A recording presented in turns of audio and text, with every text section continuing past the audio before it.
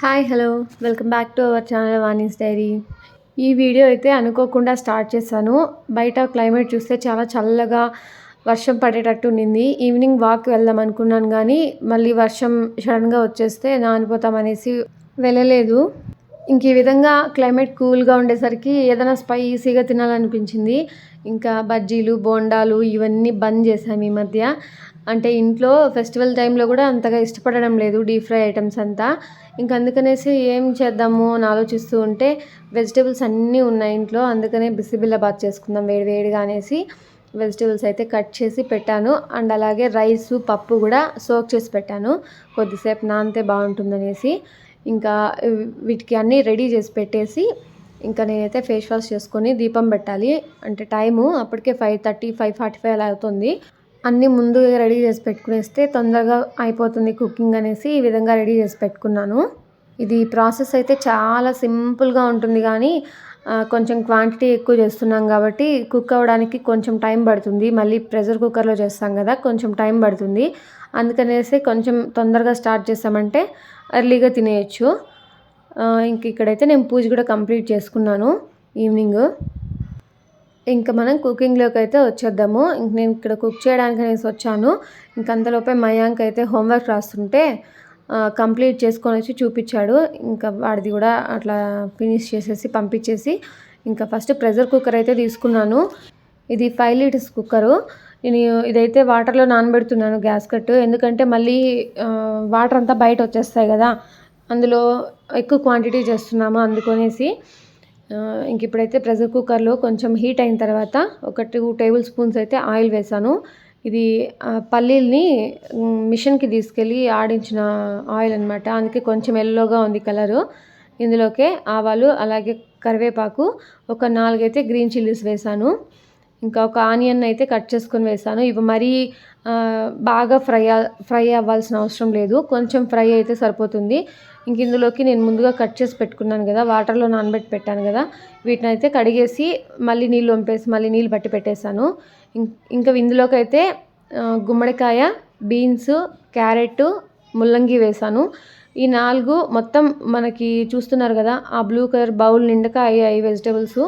ఇంకా పప్పు రైస్ కూడా ఆ బ్లూ కలర్ బౌల్లోకి అయ్యాయి. అంటే ఎంత వెజిటేబుల్స్ తీసుకుంటున్నామో అంత పప్పు రైస్ కూడా తీసుకుంటున్నాం కాబట్టి మనకి ఇది చాలా హెల్దీ అని చెప్పొచ్చు. ఎక్కువ క్వాంటిటీ ఆఫ్ వెజిటేబుల్స్ మనము తింటాము. ఇంకా ఇవి వేసేసి ఒకసారి బాగా కలిపేసి మూత పెట్టేశాను. ఇంకా వీటితో పాటు ఇంకా వెజిటేబుల్స్ చూస్తున్నారు కదా, టమోటోస్ అలాగే బ్రింజల్స్ అంటే వంకాయలు ముందుగా కట్ చేస్తే బ్లాక్గా అయిపోతాయి అనేసి నేను వేసేటప్పుడే కట్ చేసుకుందాం అనేసి పక్కన పెట్టేశాను. ఇంకా వెజిటేబుల్సే హాఫ్ కుక్కర్కి వచ్చేసాయి. నాకైతే అప్పుడు డౌట్ వచ్చింది, నేను వెజిటేబుల్స్ క్వాంటిటీ ఎక్కువ వేసేసానేమో. పప్పు రైసు అంతా వేసిన తర్వాత వాటర్ అన్నీ వేసిన తర్వాత ఖచ్చితంగా కుక్కర్ అయితే పట్టదు. ఇంకేం చేయాలి, నాకు దీనికన్నా పెద్ద కుక్కర్ అయితే ఇంట్లో లేదు. సో పప్పు రైస్ ఏమైనా తగ్గించుకోవాల్సిందేమో అని అనుకున్నాను. బట్ చేసేస్తాను, తర్వాత చూద్దాంలే అనేసి. ఇంక ఇవి అయితే మగ్గుతూ ఉన్నాయి. ఇంక అంతలోపు ఎసరు వేయాలి కదా ఇందులోకి. దాంట్లోకి నేను ముందుగా మెజర్ చేసి పక్కన వేడి చేసి పెట్టుకుంటున్నాను. ఎందుకంటే ఫాస్ట్గా అయిపోతుంది. ముందుగా వాటర్ వేడిగా ఉన్నవి వేస్తే తొందరగా అయిపోతుంది కదా, అందుకనేసి. ఎందుకంటే అంత తొందరగా ఉంది, నాకు ఏమైనా తినాలి అని. మనకి ఎలాగో చేసి పెట్టే వాళ్ళు లేరు, మనమే చేసుకొని తినాలి. ఆ తొందర అనమాట, మనమే చేసుకొని తినాలి కాబట్టి కొంచెం ఇంకొక 10 మినిట్స్ ముందుగా అయిపోతుంది వాటర్ వేడి వాటర్ వేస్తే అనేసి పక్కన పెట్టాను. ఇంకా చూస్తున్నారు కదా వాటరు వెజిటేబుల్లోంచి ఎన్ని వాటర్ ఊరాయంటే మనం ఏదో ఒక గ్లాస్ నీళ్ళు పోసినన్ని ఊరాయి. ఇంకా నేనైతే గుమ్మడికాయ ఉప్పులు అయితే చాలా పెద్దగా కట్ చేస్తాను. ఎందుకంటే మనకి కుక్ అయిన తర్వాత ఒక పీస్ గుమ్మడికాయ మనం వేసాము అన్న దొరుకుతుంది. లేకపోతే మనం చిన్నగా కట్ చేసామంటే ఏమేమి వెజిటేబుల్స్ వేసాం అందులో కూడా మనకు కనపడవు, అంత బాగా కుక్ అయిపోతాయి. అందుకే అన్నీ కూడా పెద్దగానే కట్ చేసి పెట్టాను. ఇంకా బిసిబిల్లాబాత్ చేసామంటే ఖచ్చితంగా అందులో గుమ్మడికాయ వేసామంటే ఆ టేస్టే వేరు అసలు. మనం ఎన్ని వెజిటేబుల్స్ వేసినా కూడా ఒక గుమ్మడికాయ పీసెస్ వేస్తేనే నాకెందుకో భలే ఇష్టము. నాకు తిరుమలలో తింటాం కదా దేవుడి ప్రసాదము, ఆ ఫీలింగ్ వస్తుంది గుమ్మడికాయని చూసామంటే. నేను గుమ్మడికాయ ఎక్కువగా తిరుమలలోనే తిన్నాను. మధ్యలో మళ్ళీ ఎక్కడైనా హోటల్స్లో కానీ ఏవైనా ఫంక్షన్స్లో కానీ ఎప్పుడు కానీ ఈ విధంగా గుమ్మడికాయ వేసి తినేదే చూసింది లేదు. ఇదైతే సాంబార్ పొడి, బిసిబిల్లాబాద్ పౌడర్ అయితే నేను వేయట్లేదు. సాంబార్ పొడి ఇది మా కిందింట్లో ఒక సీనియర్ సిటిజన్ ఫ్యామిలీ ఉంటారని చెప్పాను. ఫ్యామిలీ అంటే ఈ కపుల్స్ మాత్రమే ఉంటారు. ఆంటీ అంకుల్ ఇద్దరే ఉంటారు. వాళ్ళ ఇంట్లో ప్రిపేర్ చేసిన సాంబార్ పొడి. అంటే వాళ్ళు కొంచెం ఏజ్ అయ్యింది కదా, వాళ్ళ తమ్ముడు వాళ్ళు చెల్లెలు వాళ్ళు ప్రిపేర్ చేసుకొని వచ్చి ఇస్తారంట, బ్రాహ్మిన్స్. వాళ్ళ టేస్టే అంటే వాళ్ళ కుకింగ్ టేస్టే వేరే ఉంటుంది. నాకు అన్నీ టేస్ట్ చేపిస్తుంది ఆంటీ. ఇక్కడ చూస్తున్నారు కదా, వాళ్ళు అసలు సరిగ్గా మిక్సీకి కూడా వేయలేదు. మిరపకాయలు ధనియాలు అలాగే వేసి పెట్టారు. ఈ కవర్ నిండుగా ఇచ్చారు నాకు. అప్రాక్సిమేట్గా 2 kgs ఉంటుంది. నా దగ్గర మ్యాక్సిమం అయిపోవచ్చింది, ఇంకొంచెమే ఉంది. నేను ఆ కవర్లో ఉన్నదాన్ని తీసుకొని మళ్ళీ ఒకసారి మిక్సీకి వేసుకొని ఈ బాక్స్లోకి పెట్టుకున్నాను. ఎందుకంటే మిరపకాయలు అలాగే ఉన్నాయి. ఎందుకంటే వాళ్ళకి అలాగే ఇష్టమంట. నేను నియర్లీ 3 మంత్స్ లేదులే, 2 మంత్స్ నుంచి వాడుతున్నాను ఈ సాంబార్ పౌడరు. నేనైతే ఈ సాంబార్కి పిచ్చ ఫ్యాన్ అయిపోయాను. అంత నచ్చేసింది నాకు ఈ రెసిపీ అయితే. దీంతో ఏ వెజిటేబుల్ వేసి సాంబార్ చేసినా చాలా బాగుంటుంది. ఈ విధంగా బిసిబిల్లాబాద్ సాంబార్ రైస్ చేసినా చాలా బాగుంటుంది. అండ్ అలాగే ఇడ్లీలోకి ప్లెయిన్ సాంబార్ చేస్తాం కదా, అలా చేసినా చాలా ఇష్టం నాకైతే.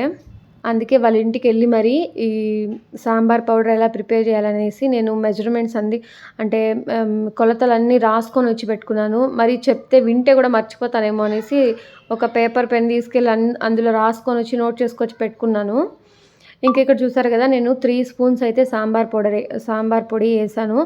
ఇంకా ఆ గిన్నెలో రైస్ పప్పు నానబెట్టిన వాటర్ ఉన్నాయి కదా, అవి 2 గ్లాసెస్ ఉన్నాయి. అవి వేసేసి నేను పక్కన బాయిల్ చేసి పెట్టుకున్న వాటిలోంచి కరెక్ట్గా కుక్కర్కి నిండేలాగా వేసి, ఇంకా కొన్ని వాటర్ మిగిలిపోయి చూస్తున్నారు కదా, వాటిని అలాగే పక్కన పెట్టేశాను. ఎందుకంటే అవి మళ్ళీ మనకి కావాల్సి పడతాయి. ఇంకా నేను లిడ్ అయితే వేసేసాను. నాకైతే నిజంగా అసలు నమ్మకం లేదు, చిందేస్తుందేమో మొత్తము. నాకు పొంగల్ చేసినా ఈ విధంగా బిసిబిల్లాబాద్ చేసినా భలే భయము, మొత్తం స్టవ్ అంతా గలీజ్ అయిపోతుందని. ఇప్పుడు చూస్తున్నారు కదా, విజిల్ వస్తుంది, కొంచెం కూడా చిందలేదు అసలు. కొంచెం కలర్ కూడా ఒక డ్రాప్ కూడా బయట రాలేదు.